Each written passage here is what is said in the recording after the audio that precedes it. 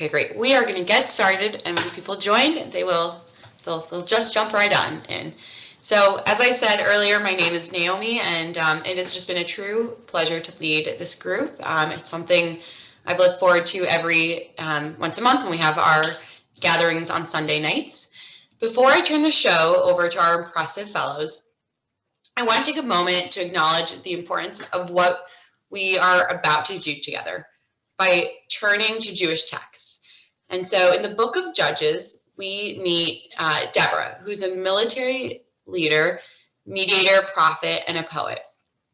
After Deborah's victory against the king of Canaan and his general Sisera, who had been oppressing the Israelites for 20 years, we find a poem that Deborah sings to recount what has happened in the battle, and to also remember.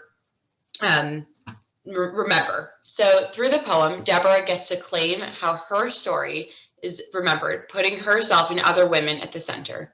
Similarly, in Exodus, after crossing the Red Sea, when the Israelites escaped from their Egyptian oppressors, we find another poetic text. Alongside Moses' song is Miriam's song, recounting her story of crossing the Red Sea. So you see, there is rich history of not only change-making through a heroic battle, crossing a body of water from slavery to freedom, or in our case, making change and responding to issues related to sexism, but also telling the story of our work. This is an important part of activism and leadership, to ensure our story gets told, and we need to tell it. And so to tell our stories, we need an audience to be the witnesses and receive these stories. So here we are, storytellers and community, and we are going to do this. So what's going to happen for our group, each group's going to have about 4 minutes to share, and then we'll have 1 to 2 minutes for questions. So hold your questions while they're sharing, and then I will moderate and we'll have some questions. So I am going to first turn things over to Daisy, Sophie, and Lexi. And Daisy, Sophie, and Lexi, do you need me to screen share, or are you good? We're good. Wonderful. And I also, as they are about to go, I'd recommend going back to speaker view. So I know I said before to do gallery view. Now go back to where it says side-by-side speaker. Great. Take it away. Hi, everyone. My name's Lexi Cohn. I use she, her pronouns. And today we're going to be presenting on our social change project, which is called Empower Her Magazine. Just to dive in a little bit into what our magazine is, we're going to start to talk about the problem that we wanted to address, which was about the lack of representation of non-men who experience ableism, and then oftentimes when they were in the media, how they were fetishized and how it was problematic. And so what we tried to do about that was we made a virtual magazine on issue.com, and it's composed of the writing and the visual art of non-men who experience ableism.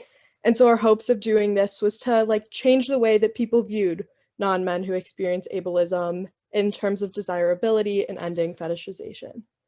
And then Daisy's going to put the link in the chat to the magazine.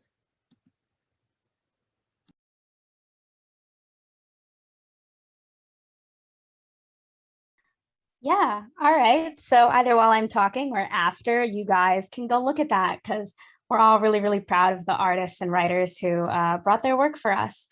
And we chose this project because we've all come to have experience or experience by proxy with ableism in some way, and the way that the media distorts this narrative of what people with disabilities or with bodies that don't look, quote, normal have to do in society. And we sort of wanted to put the, I don't know how to describe it. We sort of wanted to change the way that that narrative was conveyed, and convey it in a more authentic way, because oftentimes in the media, you see ableism and people with disabilities and people with non-normative bodies conveyed through a lens of people who don't have that lived experience. And we wanted to hand the torch to who it's rightfully supposed to be held to, which is the people who are having those experiences. So we actually have some of our writers and artists who are Koleinu fellows, which was really, really awesome to get to have them share their work and have them share their stories. And yeah, that's how we came to this project. And we really hope you guys take a little bit of time to look at the magazine and kind of stretch your perspective and stretch your perception of what you think different people of certain lived experiences can be. And I'm going to pass it off to Sophie. Okay, amazing. I'm going to share a quick excerpt from one of our artists. So this is by Sophia Kagan, and she did a self-portrait. So she said, autism in women isn't talked about as much as autism in men, which is why for so long I did not understand how autism impacted me. This year has been a period of personal discovery about my autistic identity. This portrait isn't as much about me as it is about conveying the beauty of autism in women. This painting depicts the beauty of autistic women. The colorful abstract elements in the background symbolize the amazing things that come out from being autistic. I used a multitude of colors to express the colorfulness and diversity of neurodiverse individuals. I mixed abstract with more realistic styles in my work to show that autistic people have access to autistic superpowers that are unique to them. So we again want to thank you so much for listening to our quick little presentation. We really encourage you to check out our magazine and to just kind of bring in more perspective. And we will open it up to questions now.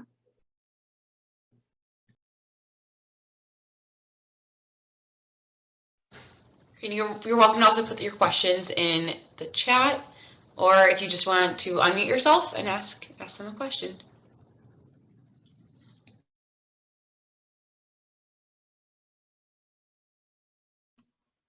Okay. Do you guys plan on having another issue come out for your magazine, or do you think this is just kind of like a one-time magazine idea and you hope for it to spur inspiration in others and go from there? So actually, that's a good question. So Lexi and I were actually just talking about this. We have nothing set in stone right now, but this is definitely something that we would really, really like to continue. I am going on to a degree in college where I get to sort of write stories and write different narratives. And I definitely plan to have this work kind of assist me in going into this next chapter. And I want to do a lot more writing about these sort of narratives and these sort of stories and sort of writing the wrongs of how these stories have been told in the past. So to answer the question, not yet, but hopefully.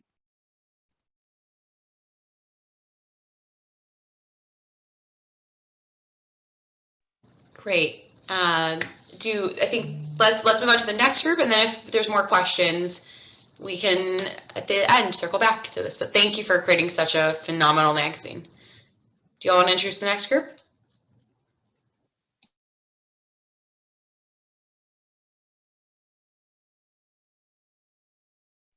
Great. I will.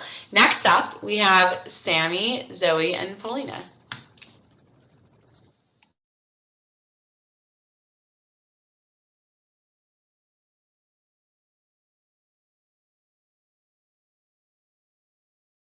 Okay, hi, I'm Zoe. I use they, them, and she, her pronouns. And our project is Women's Health Education Redefined, which abbreviated is We Are, which you think is like cool because you could say like we are blank, like we are Koleinu, we are whatever. Okay, next slide. So our mission is to normalize learning and conversation surrounding women's reproductive health and rights, and women's health education redefined as a safe, open space specifically for youth to do so. So our project has two main components. One is the website, and then we used Instagram to kind of advertise and publicize that, and we thought that would be the best way to connect with the audience that we wanted to. And that's kind of where the redefined aspect comes in, because we thought that people don't normally get health education through something like Instagram, and it makes it a little bit more casual and accessible. So we use our website to post articles every month. So far, Zoe did one about the history of reproductive rights. Sammy did one about period poverty, and I wrote one about my experience with the BRCA gene, which is linked with breast and ovarian cancer. So they're all really cool things that people don't really talk about, but we think that girls and female-bodied people should know about as they grow up. And Sammy's going to tell you a little bit about how to connect with our Instagram and contact us. Yes, so this is how you contact us. So our website, we'll put in the chat in a second. Our Instagram is WHE Redefined. And so we have an email because we think it'd be really cool if anyone wants to write for us. If any of you fellows want to write for us, you think it'd be cool, or any of your friends. So that's how you contact us. Being an amazing mentor. You've helped so much. And yeah, so that's a little brief introduction about our project. We'll open the floor for questions.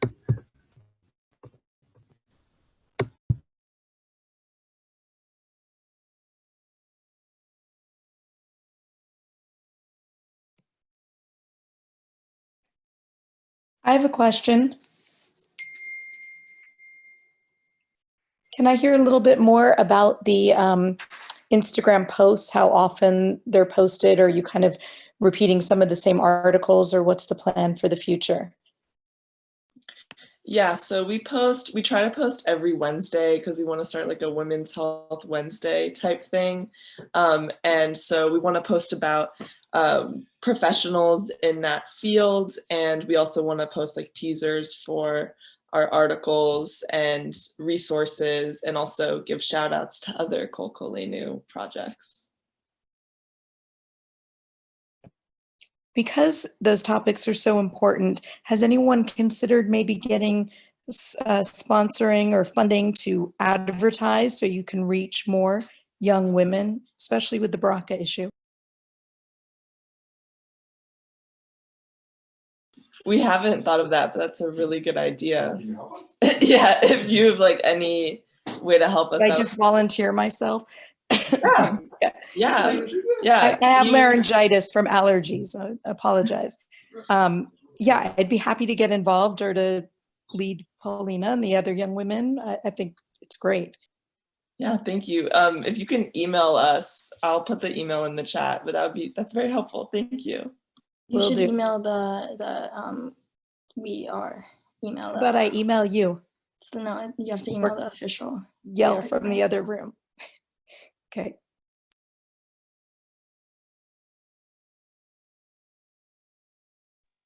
Great, thank you. Any other questions?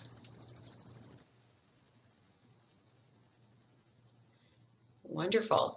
We are going to introduce our third group, which our representative from that group is Mia. Hi, Koleinu. So my name is Mia. I am a returning fellow, and unfortunately, my fellow group mates, Leia Anderson and Mabel Glazer, could not make it to today's meeting, but I would like to give them a little shout out and say that they did amazing things in this project. I'm so glad that I got to work with them. So before I continue talking, Naomi, would you do me the honor and present my little podcast preface? So I'm sharing my computer sound, so this should work. Let me know if you all need me to turn up the volume.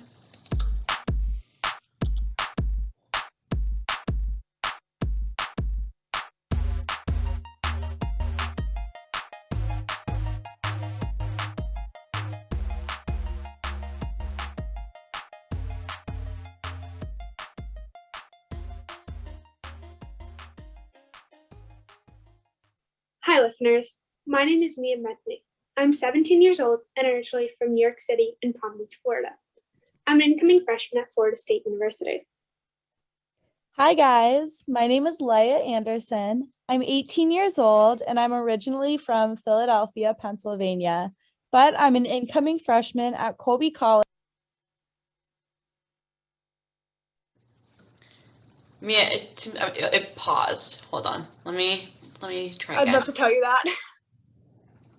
It seems stuck. Let's see. Technology, let me rewind a little bit.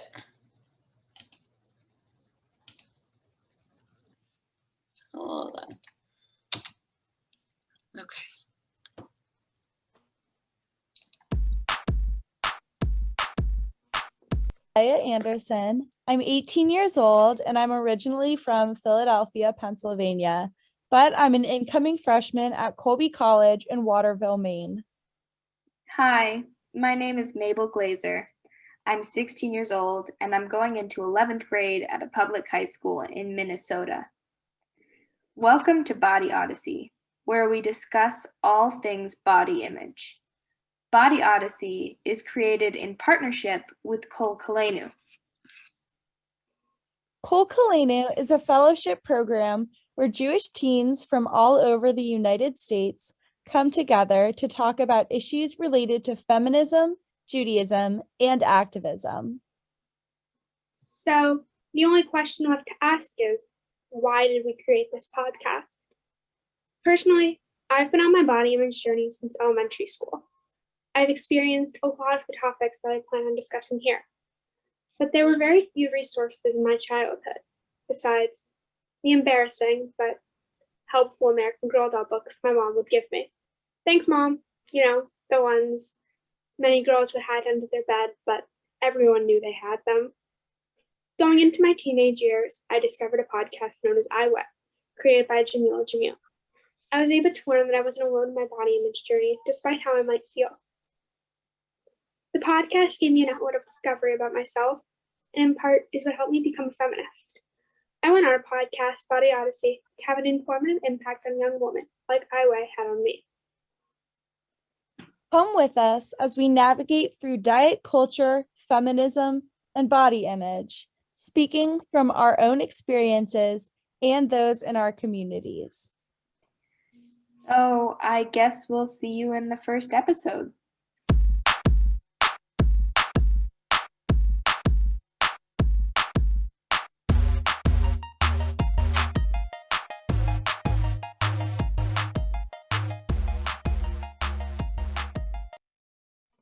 So that was just our little introduction episode, introducing ourselves, introducing Koleinu, and throughout this year in the fellowship, the three of us have planned, or at least outlined, another 3 episodes to continue our podcast.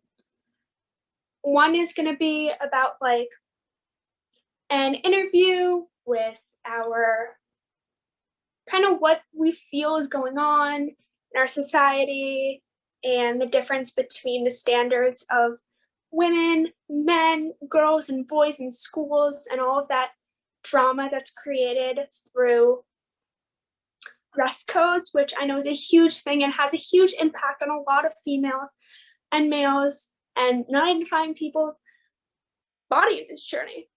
It's a huge thing. And I know that for me, I'm so excited to continue this journey with Koleinu and both Mabel and Leah. I just want to say thank you to this fellowship because this is my 2nd year in it and my last year, and I have gained so much out of being in Koleinu and in becoming a feminist. So that's it, and please stay tuned for our podcast to be posted on Spotify. Awesome. Thank you, Mia. We have time for some questions. So if anyone has any questions for Mia about the podcast, that'd be great.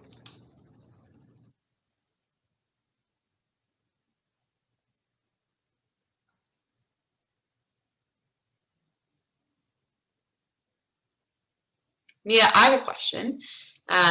What inspired you to make to decide to make this a podcast instead of I feel like there's so many different ways of conveying things, and so why do you choose a podcast? My group and I chose a podcast because, at least in my experience last year in the fellowship, my group and I created a website. And in creating the website, we were planning on doing like a blog style thing where we would post articles monthly, except that it became a little bit of chaotic and hard to strategize and plan everything, as it was a bit of a writing assignment. And it kind of felt a little like, one might say, schoolwork, especially because I'm not a big writer. I prefer public speaking to writing. Thus, my podcast idea, or our podcast idea, where we figured, why not talk everything through? Just have a conversation. I'd rather listen to people talking through my AirPods on my way to school or just walking around with my dog than I would reading an article. So I just wanted to convey that to others. Great. Any other questions?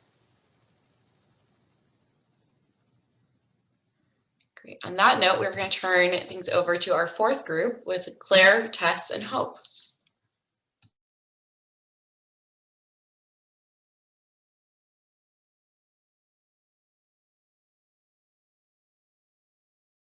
Hi, everyone. Happy Sunday evening, I guess. So our social change project is a Wix website called Women in Politics. And by making this website, we hope to truly address the lack of representation of women in politics. So our Congress, the Senate and House of Representatives have had a total of 12,415 members, representatives and senators alike. But yet 58 total senators have been women, and 24 women are serving currently. And there have been 346 total female representatives, and 118 currently serving. So that is a small fraction of representation. So here's this quote we have as well. Speaking up and seizing the helm of power can create its own momentum. It can change the culture that helps perpetuate those external forces. So what we hope to address is we want to use this website as sort of a way for other women to get more political information so they can vote more. And so they're informed on who and what politics they're voting for. And perhaps hearing the individual testimonies of these politicians will inspire them to, go into politics themselves. And we chose this problem again because so many decisions occur in politics, and a lot of them affect us as women or people with female reproductive systems. And a lot of the decisions are made without our say and our choice.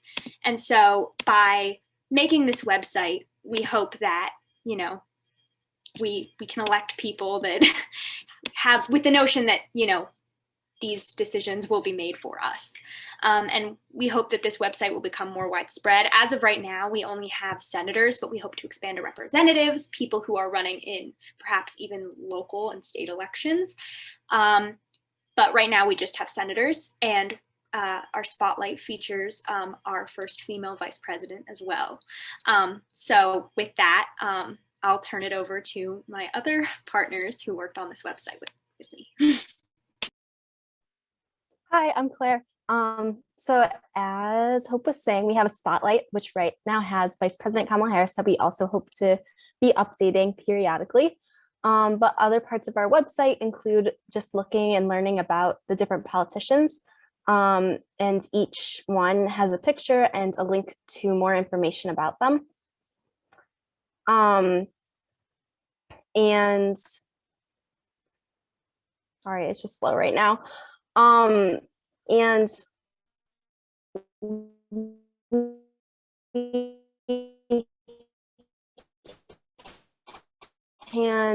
about them and all the information on our websites. I think one challenge we faced was talking about how to make it as neutral politically as possible so that everyone can benefit from our website.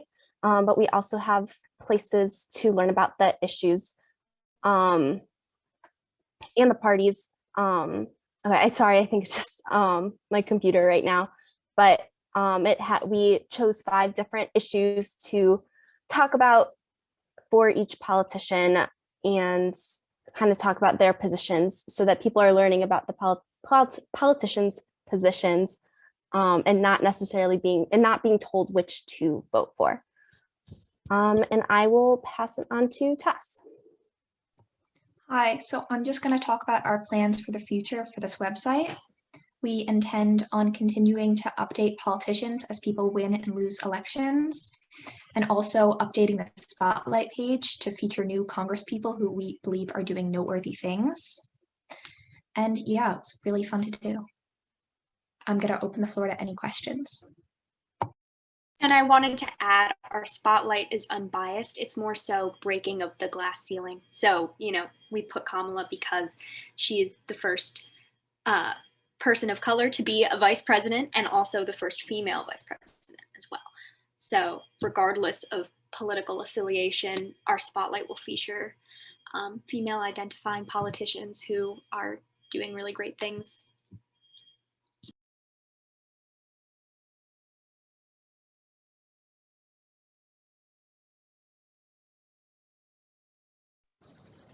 Great. This is so cool and just such an important thing. I wish we have always had a website like this, and I'm just really glad that you all have created something anytime when we need it so much. So before we move on to our final group, are there any questions about the Women in Politics website? I would love to know how you're planning on getting the word out about the website to make sure that people benefit from it. So a lot of what our fellows are doing is, spreading information through social media. So that will be a great way to do so.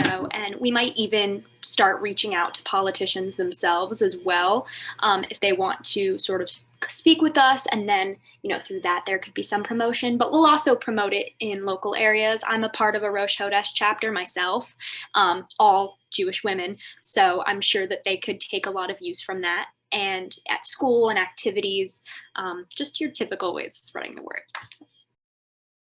Thank you. That's really amazing.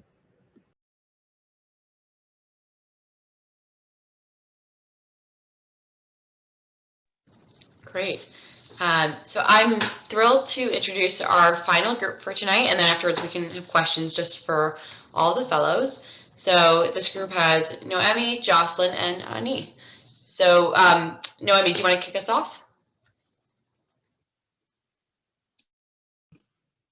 Yes, I would love to. So our project was called LGBT Questions, and we wanted to create a resource talking about the inclusion and representation of LGBTQ people in media and the importance of that. So I will, let's go into present mode for this. While working on our project, we each had several different things come up in our own personal lives. So we are really proud of the work that we've able to get done on this, and we are excited to keep working and see how it's going to grow. Ani, are you there? Yeah. So our goals, we had a few major, these are just sort of like large scale goals, which were to encourage people with accurate and compassionate LGBTQ plus representation, to provide a casual and supportive space to learn about LGBTQ history, and to use social media as a tool for education on both of these things. Obviously, we had some smaller goals, including like how often we were going to post and different milestones we wanted to hit. And we are going to continue trying to accomplish those goals moving forward.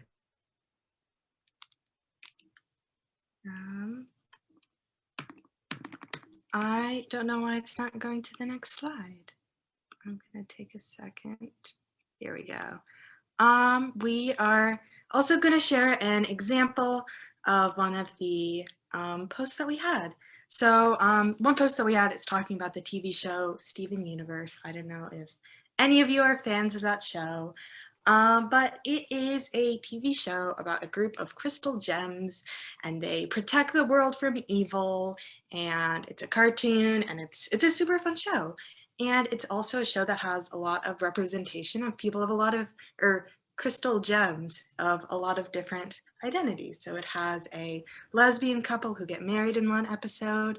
It has several non-binary characters. It has an intersex character, has characters of all different genders and sexualities. It's really important for TV shows to represent LGBTQ identities because a lot of how we understand the world comes from the media that we consume, especially if you're a kid. And Steven Universe is a show directed more towards kids, and it's really important that the media that you're watching is sending a positive and inclusive message. So our one of our goals is to, have people watch that media with that good message. So next Another slide is this show that is particularly like important in my opinion is that the way it integrates like these identities is like very much like casual, but it is overt enough that it's like recognizable, and it sort of just embeds these ideas very casually into your psyche of like, oh, look at this like example of a couple, but they're also like lesbians, and that's not like their entire character. It is just a part of who they are, like it is a part of anybody else who has one of those identities. So here we have a screenshot of that post, which talks about sort of how media reflects real life in the eyes of many young children who would be watching the show, which was broadcasted on the Cartoon Network, which is like mainly for kids. So obviously, like the influence of having queer media normalizes the identities from a young age and helps kids realize that being queer is normal, and giving them role models in like media, even if they don't have one in their everyday life. So, how can you help? You can follow our Instagram account, which is lgbtq.questions.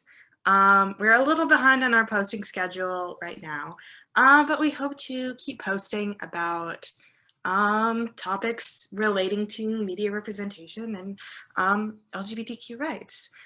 We want to encourage you to seek out books, movies, TV shows, music, podcasts, art, like literally every sort of media that features representation of LGBTQ characters and people, and also supporting the creators of these shows by watching their work. A lot of homophobia is still very present in the entertainment industry, and LGBTQ stories are still, take like stories about cis hetero people are often prioritized over these. So you might have to work a little harder to find these stories. They're really wonderful. And just a general learn about the rich history of the LGBTQ community. So I would like to open the floor for questions, and thank you so much for listening to our presentation. I'm gonna stop sharing.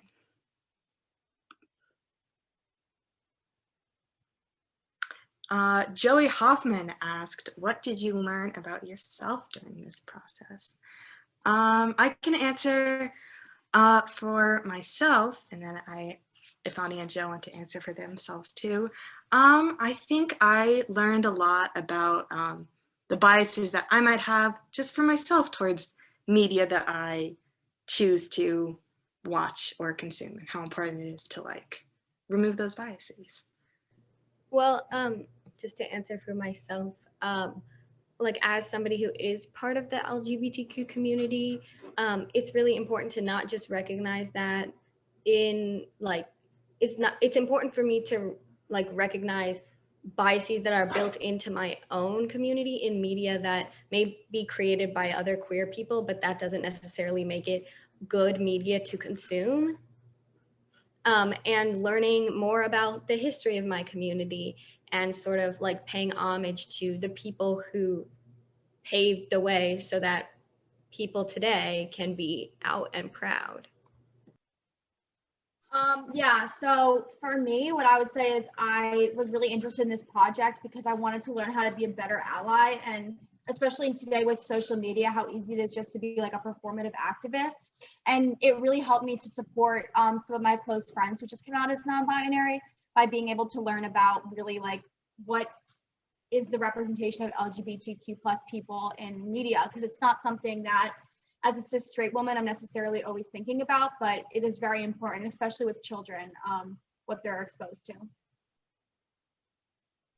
And I think that this is a great question about that. So thank you, Joey, for asking that. And I'd love to turn this question to all of the fellows. So I'd love to hear from each of you. What did you learn about yourself during the process? I'll call on one of you, and then if you want to popcorn around, and I'll make sure everyone gets a chance to share. So I see, Sophie, can I call on you first?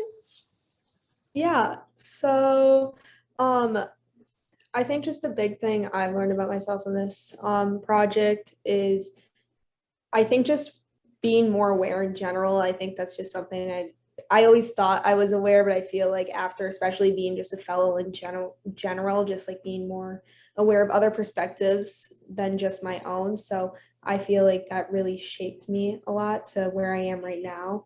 And then I also just loved working with Daisy and Lexi throughout the entirety of the project and just getting to collaborate with other teenagers. So yeah. Oh, and popcorn, Lexi. Hi, I think I'm going to say that I learned a lot about the importance and power of collaboration. Working with Sophie and Daisy has been amazing, and I learned so much. I know Sophie was just talking about different perspectives in the media, but it's also important to surround yourself by different kinds of people and learn from them, and so you can learn from anyone around you. And so they were amazing to work with, and I'm going to popcorn to Daisy. Yeah, I definitely second and third, I guess, what you guys said. It was really amazing working with both of you. We created something really great. And I think off of that, like, sort of the power that we as individuals have to make change. Like, I know, like, the age-old thing, like, oh, like, what can one person do? A lot. One person can do a lot. And that's definitely something that I learned, that, like, if you put your mind to something, like, your change and your cohort and your community can genuinely make a bigger change than you think it could. Yeah, and I definitely got more confidence in my abilities to help make that change. And I'm gonna popcorn to Noemi. Yeah, I did just answer that. But I'll answer it again with the project as a whole. Or I can popcorn to someone else if we are short on time. Maybe popcorn to someone else so everyone gets a chance doing it. Yeah, no problem. I'll popcorn it to Paulina.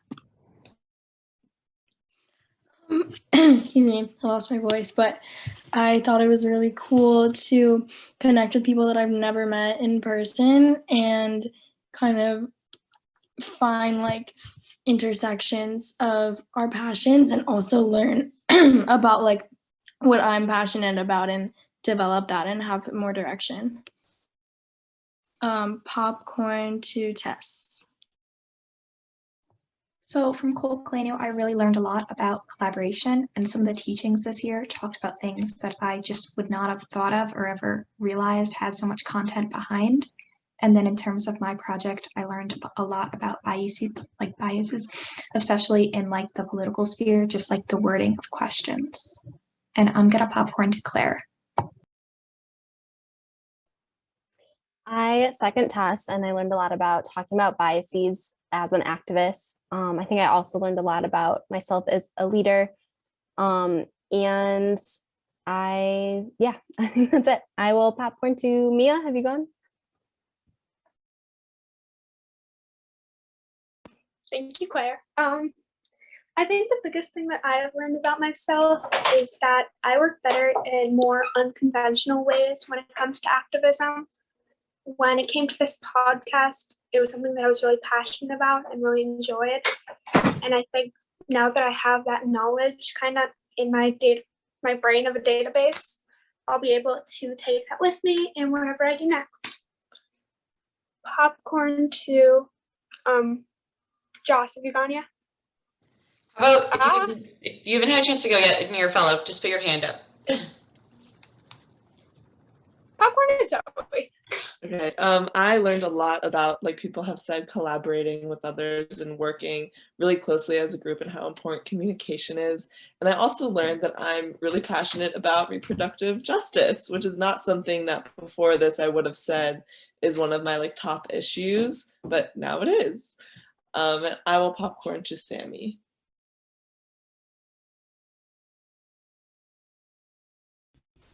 Hi, sorry, I'm having Wi-Fi issues. I would say one of the most important things I learned was how to make our website and Instagram like accessible to everyone and like inclusive. And so we've been doing a lot of research on how to make it accessible to like anyone online. I've heard a lot about my school trying to make like our school website ADA accessible. So we've been like researching how to do that so everyone can reach our. Is anyone? I think Hope's turn now. Okay. As the next generation of an ethnic identity that is very poorly represented, we don't have much representation, rather, that's what I mean. And I just think about how many different opinions there are and just how incredible everyone in this group is, and how how just diversity makes us smarter. We all come from different backgrounds, different like states. I mean, we're all Jewish, but we all come from differing backgrounds, but we work together to come up with this common goal of, you know, bettering society. And with all of these different backgrounds, it's so much more, we're so much more capable of that. And yeah, so. Wonderful, thank you, Hope. I think, have all the fellows gotten to share? Great. Before we go back to the main room, I actually want to introduce a friend of mine who, when she first told me about Koleinu like 3 or 4 years ago, I remember thinking like, wow, that's super cool. And now she is here joining us tonight. Imogene is the one who started Koleinu, and she is going to share a few words. I have to unmute myself.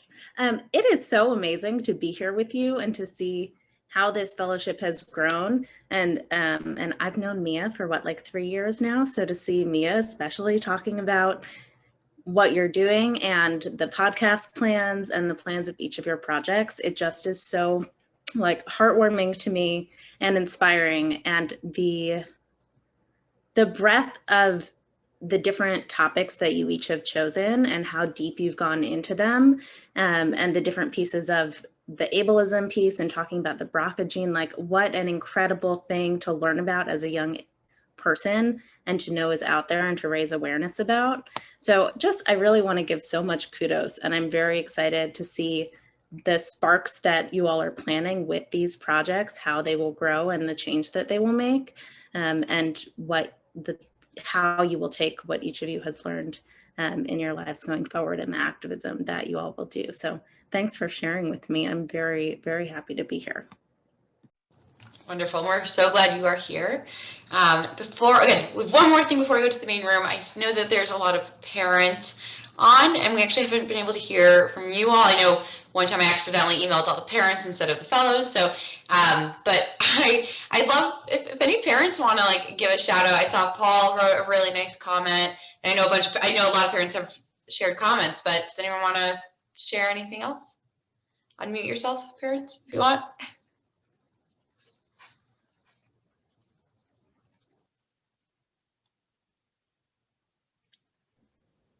Also mentors. I'll open up to mentors or parents if anyone wants to share anything. I just want to say that like when Obama was leaving office, he talked about the inspiration that his daughters were giving to the world because of their ability to see people in different ways than older generations could.